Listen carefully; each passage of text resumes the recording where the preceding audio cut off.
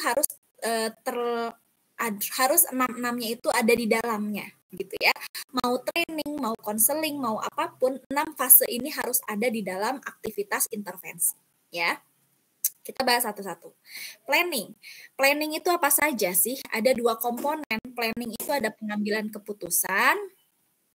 Siapa nih baru Mas? Ririt kemana Ririt tadi? Ririt.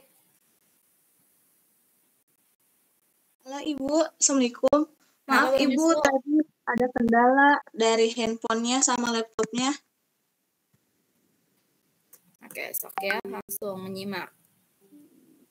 Oke, berikutnya tadi ya, planning. Planning itu ada 2 aspek. Yang pertama pengambilan keputusan dan kedua adalah persiapan. Jadi di dalam fase planning itu yang pertama teman-teman harus mengambil keputusan gitu ya. Kita identifikasi dulu dari hasil need assessment-nya gitu ya. Mereka ini butuhnya apa? Kemudian tujuan dari intervensinya mau dirancang seperti apa. Kemudian di dalam planning ini juga gitu ya, kita membuat yang namanya kisi-kisi gitu ya, atau blueprint dari intervensi ya. Nah, kemudian setelah pengambilan keputusan, kita lakukan persiapan. Persiapan ini seperti apa? Contohnya duplikasi materi. Jadi kalau misalkan teman-teman mau ngasih training gitu ya, maka kalau ada bookletnya atau leafletnya itu sebetulnya perlu di copy paste gitu ya. Jadi atau di copy paste, perlu di copy gitu ya, diperbanyak gitu ya supaya si partisipannya juga megang. Nah, kemudian mengatur nih media visualnya seperti apa, ruangannya, kemudian perhatikan juga hal-hal atau material yang dibutuhkan selama proses pelaksanaan intervensi. Lalu yang berikutnya adalah introduction phase ya. Di fase ini gitu, di fase setelah planning tentu saja kita sudah mulai ada sudah mulai ada aktivitas namanya introduction, pengenalan. Di mana fase ini kita menentukan kontrak belajar ya. Apa harapannya, kemudian bagaimana aturan-aturan yang harus dilakukan di dalam intervensi ini gitu ya. Nah, sehingga si klien kita itu dia akan bertanggung jawab gitu ya. Dia akan bertanggung jawab atas kesepakatan yang terjadi selama proses intervensi. Jadi kalau misalkan dia tidak hadir gitu ya selama misalkan 3 sesi konseling, dia hanya hadir 2 konseling, maka apakah itu akan diulang ke sesi satunya lagi atau mendingan diselesaikan saja karena dia tidak ada komitmen gitu ya. Itu introduction. Nah, di activity phase gitu ya, atau fase aktivitas ini merupakan aspek mekanis dalam memandu jalannya aktivitas yang berkaitan dengan material, ruangan fisik, dan pengaturan partisipan. Jadi, di dalam fase aktivitas, di sini sudah mulai adanya aktivitas. Nah, tanggung jawabnya dari seorang fasilitator itu harus mempertahankan kesadaran dari si partisipannya. Karena yang namanya sebuah intervensi, apalagi sifatnya kelompok, kadangkala fasilitator itu nggak aware kalau ternyata si partisipannya itu udah mulai ngantuk, udah nggak konsen dan segala macam. Perubahannya dinamis banget gitu ya. Sehingga kalau misalkan si fasilitatornya nggak aware gitu ya, maka yang terjadi partisipannya kerap kali tidak mau terlibat lagi dalam intervensi yang diberikan atau bahkan terpaksa gitu ya, karena dia udah nggak engage, dia udah nggak terlibat gitu ya di dalam si intervensi yang diberikan. Makanya fasilitatornya harus sadar betul gitu ya, menyadari apa kondisi yang sedang dialami oleh si partisipannya. Apakah udah mulai mengantuk, udah mulai bosan, atau masih tetap mau lanjut gitu ya. Nah, berikutnya adalah debriefing. Debriefing ini merupakan diskusi setelah aktivitas selesai. Seperti yang kita bahas sebelumnya, bahwa di dalam fase experiential learning ini diperlukan yang namanya debriefing. Bagaimana kita memberikan proses feedback gitu ya, atau sharing pengalaman dari apa yang didapatkan oleh si kliennya. Itu menjadi penting karena basic dari experiential learning ini kan kita ingin tahu lesson learn-nya apa yang mereka pelajari gitu ya, sehingga proses feedback itu menjadi sangat penting di dalam sebuah di dalam sebuah intervensi. Jadi boleh ditanya, apa sih yang kamu dapatkan dari intervensi yang sudah kita jalani selama 3 sesi kali ini gitu ya. Itu boleh ditanyakan ya. Lalu berikutnya adalah summary phase atau fase merangkum gitu ya, di mana gitu ya pada fase ini seseorang atau kelompok yang kita berikan intervensi gitu ya, mereka itu berusaha mengintegrasikan teori dan aktivitas. Jadi artinya gini, di dalam sebuah intervensi diberikan, pasti kita merumuskan teori ya gitu ya. Jadi misalkan ini butuh intervensi team building, pasti kita menurunkan materi yang diberikan itu berdasarkan teori team building. Nah, di sini di bagian fase summary itu berusaha untuk mengintegrasikan gitu ya, mengintegrasikan teori ke dalam aktivitas. Jadi apa yang didapatkan hari ini kita sedang belajar team building. Contohnya seperti itu gitu ya. Sehingga transfernya terjadi. Sehingga kalau misalkan misalkan kamu ada di sebuah pekerjaan, sehingga bagaimana gitu ya bentuk penerapannya team building ini kepada bawahan-bawahan atau kepada rekan kerja itu seperti apa ya. Jadi summary phase ini intinya yang pertama adalah dia mengintegrasikan teori gitu ya dengan aktivitas intervensi, kemudian yang kedua adalah melakukan generalisasi, penerapannya seperti apa di aktivitas dunia nyata. Oke. Dan yang terakhir adalah evaluasi. Evaluasi itu menjadi penting gitu ya. Kenapa gitu ya? Karena evaluasi akan mengukur apakah learning outcomes-nya sudah tercapai atau belum.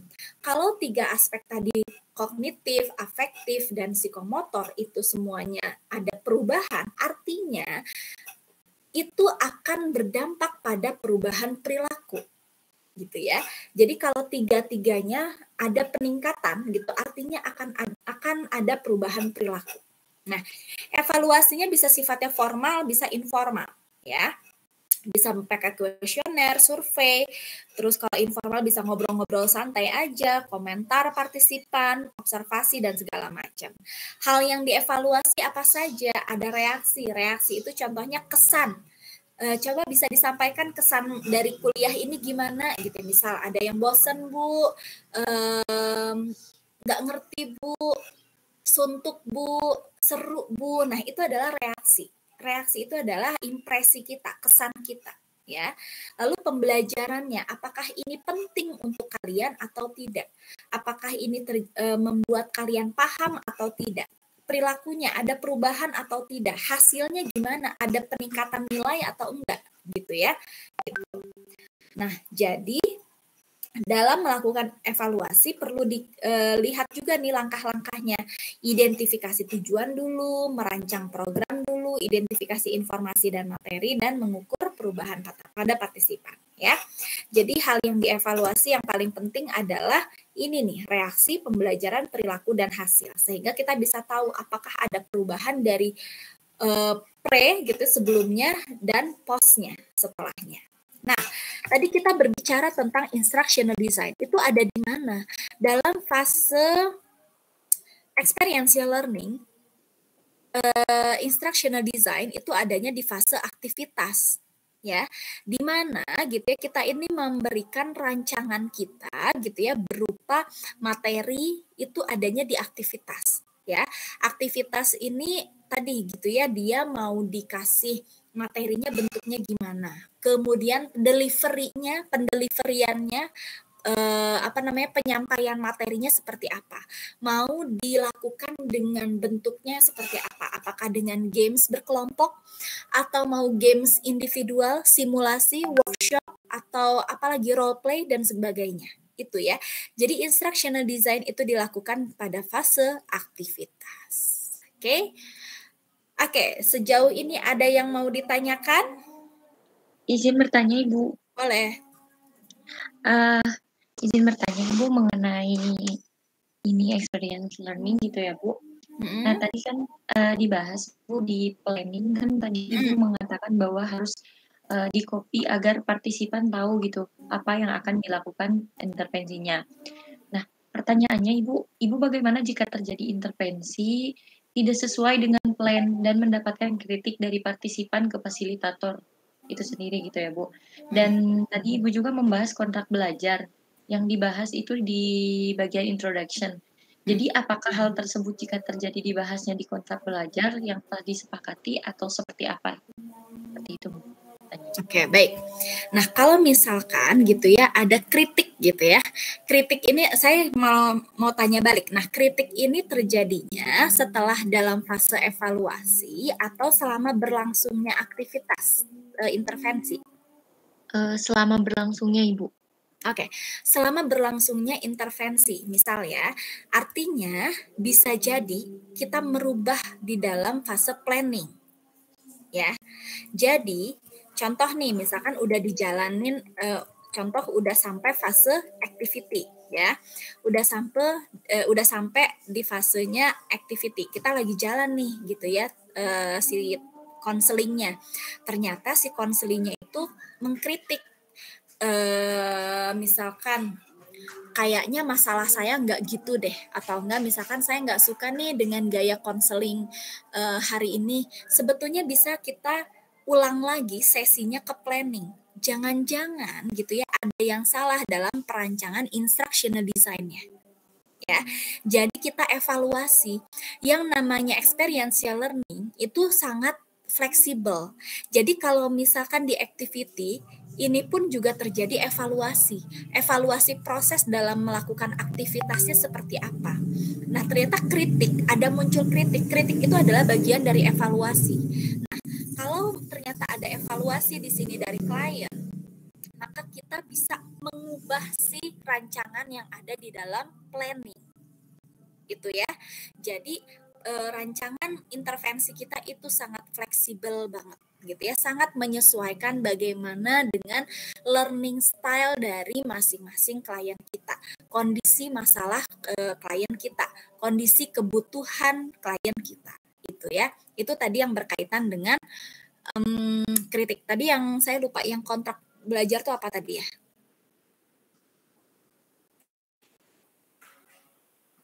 Ini Ibu, apakah jika terjadi seperti itu, apakah dibahas jadi kontrak belajar gitu Ibu, disepakati atau seperti apa? Oke. Nah, sebetulnya boleh gitu ya. Jadi kita bisa menyepakati di kontrak belajar apakah gitu ya kritik itu boleh gitu ya dilakukan selama aktivitas intervensi berlangsung atau hanya boleh dilakukan ketika sudah intervensi ini mau berakhir gitu ya di bagian evaluasi gitu ya. Itu boleh disepakati bersama di introduction. Hanya saja kalau seperti itu, misalkan nih kita menyepakati bahwa kritik hanya boleh dilakukan di fase evaluasi. Berarti bisa jadi orang tersebut tidak akan mengalami perubahan perilaku. Kenapa? Karena sebetulnya dalam proses intervensinya gitu ya, dia sudah merasa tidak nyaman gitu ya dalam ketika dia diberikan intervensi gitu. Itu yang dikhawatirkan. Jadi sebetulnya evaluasi boleh dilakukan pada fase aktivitas sekalipun. Supaya apa? Supaya kita bisa menilai kembali gitu ya, apakah rancangan intervensi kita ini sudah tepat atau belum. Gitu ya, Anggi ya. Baik Ibu, terima kasih sudah dapat dimengerti Bu. Oke, baik. Yang lain ada lagi pertanyaan?